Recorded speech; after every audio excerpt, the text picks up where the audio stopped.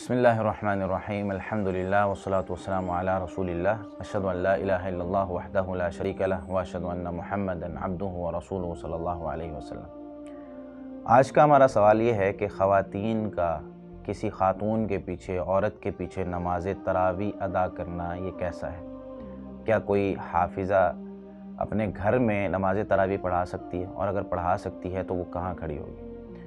سب سے پہلے تو یہ بات یاد رکھ لیں کہ عورت اگر مرد کو نماز پڑھاتی ہے تو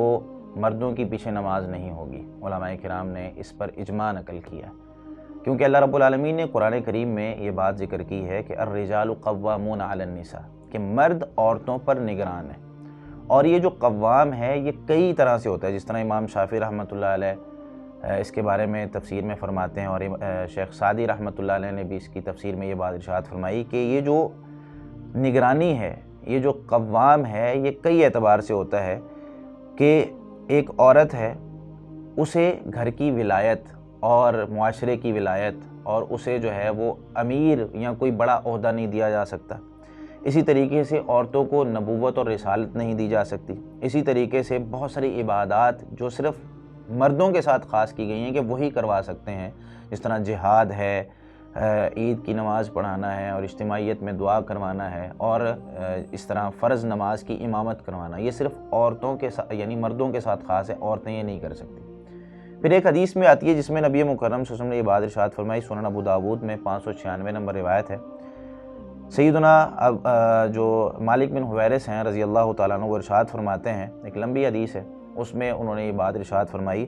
وَلْيَأُمَّهُمْ رَجُلٌ مِّنْهُمْ، اگر کوئی شخص کسی شخص کے پاس جا کر اس کی زیارت کرتا ہے تو وہاں جا کر وہ ان کے درمیان سے ایک آدمی امامت کروائے گا۔ وہاں پر انہوں نے عورت کا تذکرہ نہیں کیا، تو آدمی ہی نے آدمی کی نماز پڑھانی ہے۔ اگر مرد ہیں تو ان کی امامت مرد ہی کروائے گا۔ اگر عورتیں ہیں، گھر میں صرف عورتیں موجود ہیں، تو پھر عورت امامت کروا سکتی ہے، اور اس صورت میں عورت ان کی صف کے درمیان کھڑی ہوگی، آگے نہیں کھڑی ہوگی، صف کے درمیان میں ہی کھڑی ہوگی۔ کچھ خواتین دائیں جانب کھڑی ہو جائیں، کچھ خواتین بائیں جانب کھڑی ہو جائیں، اور جو جہری نماز ہے اس میں قرات بلند کرے، اور جو سری نماز ہے اس میں قرات نہ کریں۔ اس میں بہت ساری احادیث موجود ہیں۔ ایک حدیث تو سنن ابو داود میں 591 نمبر پر موجود ہے، حسن درجے کی روایت ہے، جس میں ام ورقہ بنت عبداللہ بن نوفل الانصاریہ رضی اللہ تعالیٰ عنہا یہ اپنے گھر میں امامت کروایا کرتی تھی۔ نبی مکرم صلی اللہ علیہ وسلم نے ان کے گھر میں ایک جگہ خاص کر کے دی تھی کہ آپ اپنے گھر والوں کو جمع کریں، اور آپ اپنے گھر میں یعنی جتنے بچے ہیں، اور جتنے اگر کوئی ایسا شخص ہے جو بہت بوڑھا ہو چکا ہے، مسجد جا ہی نہیں سکتا کسی طریقے سے، تو وہ بھی گھر میں نماز پڑھ سکتا ہے، جس طرح کہ ان کے گھر میں ایک بوڑھا شخص بھی نماز پڑھا کرتا تھا۔ ایک اور حدیث موجود ہے، امی جان سیدہ عائشہ صدیقہ رضی اللہ تعالیٰ عنہ سے موجود ہے، جو کہ امام ابن حزم رحمۃ اللہ علیہ نے اپنی کتاب المحلہ میں جلد نمبر 4 صفحہ 219 پہ اس کو ذکر کیا ہے، اور ابن الملقن رحمۃ اللہ علیہ نے اس کی سند کو صحیح قرار دیا کہ انہا امت النساء فی صلاۃ المغرب فقامت وسطہن وجہرت بالقراءہ،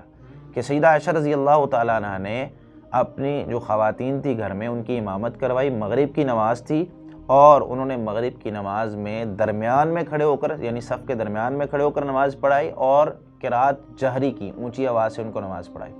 اور اسی طرح کا ایک واقعہ جو کہ مصنف عبدالرزاق کے اندر اور طبقات القبریٰ امام ابن سعد کی اس میں موجود ہے، مصنف عبدالرزاق میں 5082 نمبر روایت ہے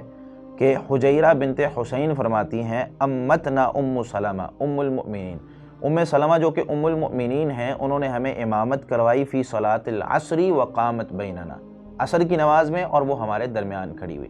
تو عورت اگر خواتین کی یعنی خواتین آپس میں نماز پڑھتی ہیں، یا کوئی خاتون خواتین کی امامت کروانے چاہتی ہے تو وہ کروا سکتی ہے، اور اس کا طریقہ کار یہ ہوگا کہ وہ درمیان میں کھڑی ہوگی، نہ کہ آگے بڑھ کر۔ اللہ رب العالمین ہمیں سمجھ کر عمل کرنے کی توفیق عطا فرمائے۔ جزاکم اللہ خیر۔